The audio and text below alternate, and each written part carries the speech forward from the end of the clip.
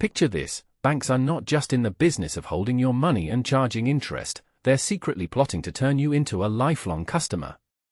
But here's where it gets controversial. What if this long-term strategy is actually messing with how monetary policy affects everyday people? Stick around, because we're about to dive into the fascinating world of how banks use cross-selling to influence interest rates, and why it might change everything you thought you knew about your savings account. Let's start with the basics. In the world of economics, there's a big idea called the deposits channel of monetary policy, championed by researchers like Drexler, Savov, and Schnabel in 2017. This theory suggests that banks leverage their clout to squeeze as much profit as possible from deposits right now, without worrying about future gains from the same or new customers. It explains why interest rates on deposits don't always drop as much as central bank rates do. But here's the twist most people miss: when central bank rates dip into negative territory, banks often pay depositors more than those rates suggest. Think about Switzerland, where Basten and Maria Thazan, 2023, spotted this, or Scandinavia, as noted by Egertson et al., 2024, and even across the euro area in studies like Haider et al., 2019a, 2019b. Surprisingly, this isn't just a negative rates thing, it happens even with low positive rates, as Basten and Julesrud, 2025, found in Norway. If banks were only focused on immediate profits, why risk paying out more than necessary and potentially losing money on spreads? That just doesn't add up, does it? But here's where it gets really intriguing, reconciling why pass-through is incomplete and yet banks sometimes take a hit on deposits. In our 2025 paper, Basten and Julesrud introduce a fresh framework that bridges this gap. Instead of short-sighted greed, banks offer tempting deposit rates to keep loyal customers and snag new ones, with the goal of turning them into cross-selling opportunities. Picture cross-selling like this: it's when a bank uses your deposit account as a stepping stone to sell you extras, like a mortgage or insurance. Our earlier work in 2023 showed that acquiring a depositor is akin to making an investment. Banks might lose money upfront on deposits, betting on bigger profits down the line from reluctant switchers. Building on that, in 2025, we reveal how these incentives shift with central bank rates. When rates fall, the future value of cross-selling gains goes up. Think of it as the net present value, or NPV, which is the total worth of expected profits discounted for time. This motivates banks to cut deposit rates less sharply than policy rates drop, helping them attract fresh clients. On the flip side, when rates rise, NPV dips, so banks hike deposit rates more modestly than policy increases, since they're less worried about losing depositors and those future sales. To back this up with real numbers, we dug into data. We analyzed how deposit rates change in response to policy rate shifts by running regressions. To see how this varies by a customer's potential for cross-selling, we factored in measures like their likelihood to take a mortgage from the same bank soon. But wait, there's a catch: deposit rates could also swing with a bank's loan demand or refinancing needs. We used Norway's annual tax data from 2004 to 2018, covering every bank household link.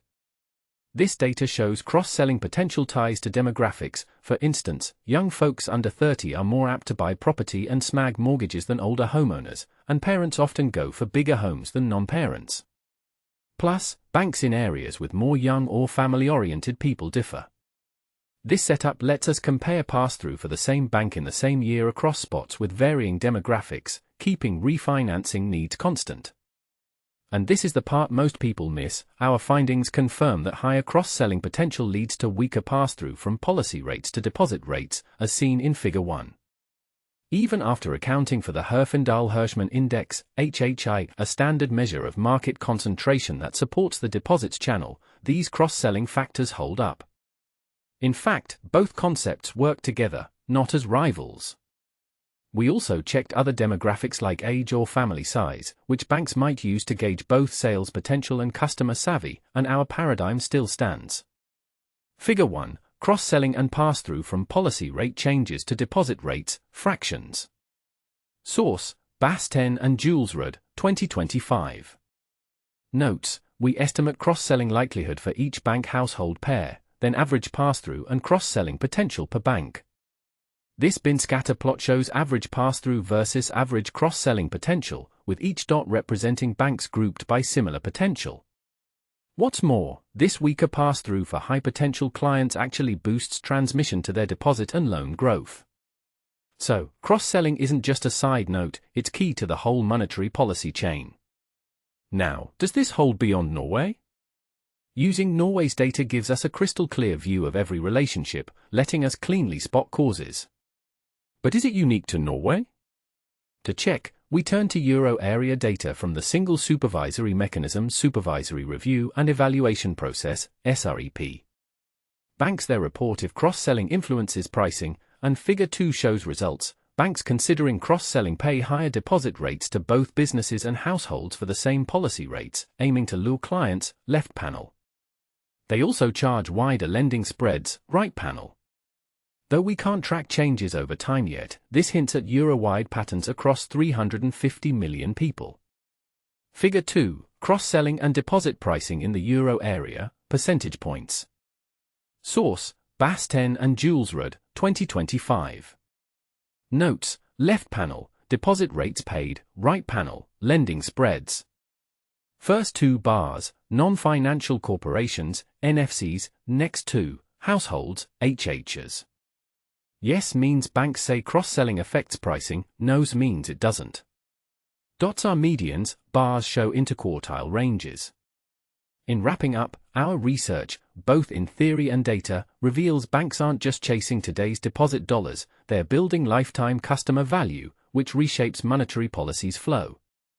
Stronger cross-selling weakens rate pass-through to deposits but amps up deposit and loan growth transmission. This could mean uneven effects across countries, banks, or regions, depending on factors like home ownership rates, demographics, or switching habits. Plus, it shows how a bank's franchise value, from deposits and loans, intertwines, not just through refinancing, but via selling loans to depositors. But here's a controversial angle: is this cross-selling strategy fair? Critics might argue it exploits customers, prioritizing bank profits over transparent pricing. Supporters could counter that it fosters loyalty and access to credit. What do you think? Does this make banks heroes or villains in the monetary policy saga? Share your thoughts in the comments. Do you agree that cross-selling strengthens policy transmission, or is it just a sneaky way for banks to game the system? We'd love to hear your take. Author's note: this piece originally appeared as a research bulletin of the European Central Bank, https://www.ecb.europa.eu/pub/economic-research/respl/index.en.html. We appreciate feedback from Alexandra Bist, Alexander Popov, Kailin Nikolov, Simone Manganelli, and Luke Lavin. Opinions here are ours and not necessarily those of the ECB or Euro system. References: Basten, C. and A. Julesrud, 2025, Monetary Policy Transmission Through Cross-Selling Banks. https://www.ecb.uk/pub/pdf//ecp.wp3072-b21930fa2.en.pdf $766389251CB3520B38121DD 1EB0AB4 ECB Working Paper No. 3072.